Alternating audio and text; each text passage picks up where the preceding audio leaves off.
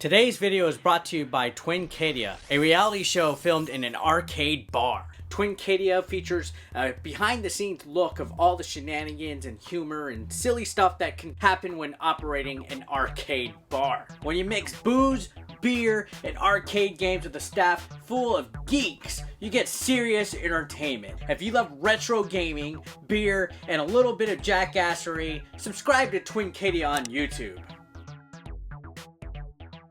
Hey guys, what's up? It's 8-Bit Eric. Today's another Switch review. Big freaking surprise, right? Well, guess what? There's a lot of games out on the Wii U. The Nintendo Switch eShop. Got Wii U on the brain. Wii U. Anyways, Nintendo Switch eShop. We got games coming over here on the left. We got games coming over here on the right. Lots of genres that are just appearing on the Nintendo Switch. It's an exciting time to be a Nintendo Switch owner. And today I'm going to talk about one game in particular that caught my eye by the name of Slime San.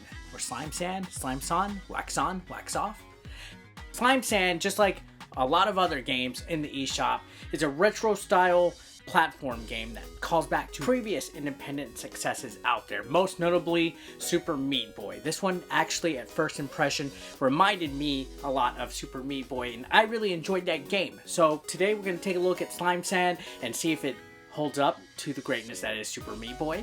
Let's begin, shall we?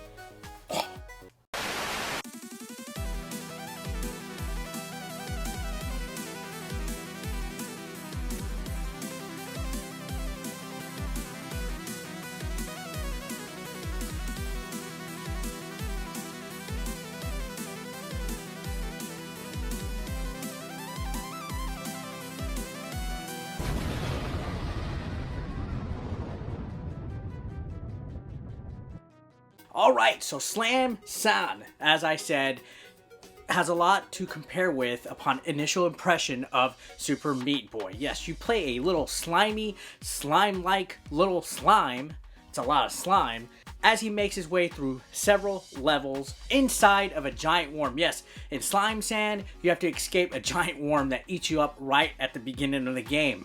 It's kind of gross. Your objective is to make it through each level within a specified time limit before his stomach acid comes up and just kills you instantly. Yes, stomach acid comes up and kills you in this game. Each level has a certain time limit. You don't want to take too long making it to the exit. Yes, you'll see an exit sign at the end of the level, and it's up to you to figure out which is the best way to exit each level. Now, each stage slowly but surely incorporates new gameplay mechanics, new obstacles, new enemies that help provide a little bit of a challenge when it comes to this game.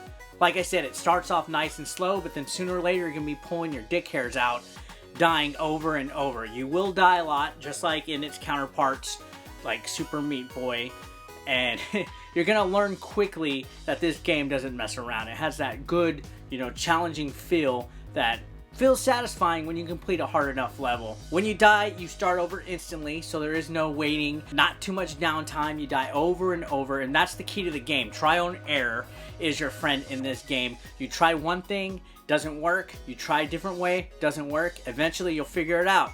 To me, it didn't get old at all. I know a lot of people might not have patience for something like this, but I love games that are just like this. Now, Slime San presents all of this action in a very simplified form that reminds me of a very Atari-esque early PC Commodore type of look. It's a basic color palette. You got blue, green, red, and white. Everything that's red on the screen will kill you. The enemies are red. Anything that you could bounce or use to your advantage is either green or white, or even blue. But anything red, no, do not even use it. The basic color scheme, in other words, allows you to know what is and what's not safe. And I think it's pretty cool that they used the graphic scheme to their advantage and gave it a nice little retro look that just sink your teeth into it. Now, Slime San is able to slow down time and pass through certain surfaces. It'll have your slime kind of ooze his way through the wall. So perfecting this technique is crucial. There's a lot of walls that you slime through, a lot of platforms and everything, and you got to kind of figure out when to slime through and when not. It can get tricky, especially in the platform when you have to jump from side to side horizontally. Sometimes you have to avoid enemies, and slowing down does help it out a little bit. It's kind of a neat little mechanic. I didn't really see this in any other game like this, so correct me if I'm wrong, but I think it was a nice little twist to the gameplay mechanics that Slime-san used for its advantage. You're also able to dash in midair, which kind of helps Slime-san reach faraway platforms, as well as crash through weak walls. Early on in the game, you learn all of these techniques through a tutorial, and the game quickly picks up the pace when it comes to figuring out how to use all these techniques in order to survive. The controls in Slime-san are pretty tight, very spot on.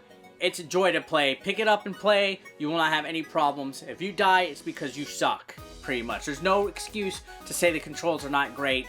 In any mode on the Nintendo Switch, Joy-Con, Pro Controller works fantastically. There's 5 worlds with 20 stages each in Slime-san, with upcoming DLC for the Nintendo Switch. The idea of the stages that I mentioned is to get from the beginning of the stage to the exit sign, and every level has some kind of challenge or obstacle to stop you from completing it. There's disappearing blocks, slick surfaces, raising platforms, razor blades, and as I mentioned, you will die a lot because a single hit results in certain death. Slime-san does have infinite lives, as I mentioned, where he spawns instantly back at the screen start. In each stage, there is an apple to gather in case you are a completionist, but if you were to die, it resets everything on screen, including the collected apple. Now, you use the apples and coins that you find for currency. Yes, there is options and upgrades in this game. If you go to Slumtown, there's a lot of stores for unlockables, power-ups, costumes for your Slime-san. You can even put a cute little bow on him or a little chicken hat, stuff like that. You can even change what your bird looks like. Yeah, you have a little bird buddy in this game. You're able to play as other characters. You're able to buy, like, arcades. There's mini arcades in this game. There's a lot of content coming up. And as I mentioned, there is an upcoming DLC coming out. So there's quite a bit to chew on with Slime-san. If you get tired of the, main gameplay mechanics, you can go and play a little arcade game. It's pretty neat. A couple things to touch on about this game, aside from its retro style aesthetics. It has a great soundtrack. You can't have a retro style video game without a great retro style soundtrack. It has chiptune music that really pumps you up and gives you that adrenaline rush that you need in order to survive in all of these stages, because you're going to need it. This is a pretty challenging game, and I like it that way.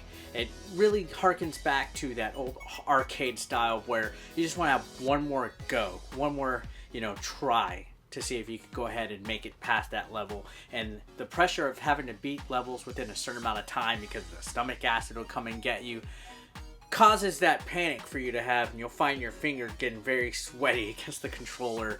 It's seriously a joy to play. I love it a lot.